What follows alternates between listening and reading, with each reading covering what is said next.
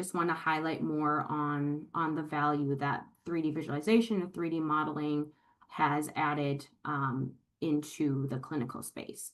But the first is, of course, offering a better surgical outcome and minimize complications on the way. So 71% of clinicals found that the virtual 3D model has improved their ability to manage potential post-op problems in surgery for congenital heart diseases. And there's been a 41% of shorter stays of DORV patients in the intensive care units when using 3D printing. Having a patient-specific 3D model can also help to plan critical clinical decisions more accurately.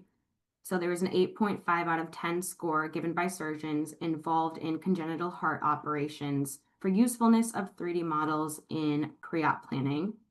And 66.7% of interviewed cardiac surgeons, cardiologists, and radiologists find patient-specific 3D models helpful in pre-op planning. It can also help to realize that you can treat patients who may have been previously untreatable or thought that they were previously untreatable. So there was a study done where after assessing 15 different patient CT scans, only 13 cases were consistent with real treatable options and 2 others were not. But with the addition of seeing an added perspective of 3D, they realized afterwards all of the 15 cases were consistent with real treatment options. And as I mentioned before, having a model, especially from the patient or the patient's family perspective, it allows them to really feel like they can give true informed consent.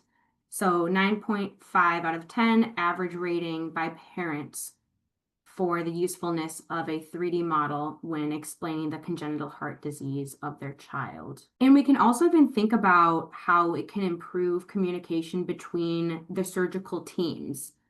So 92% of clinicians are moderately to highly satisfied with the ability of 3D models to enhance the understanding of the anatomy of patients' congenital heart defects.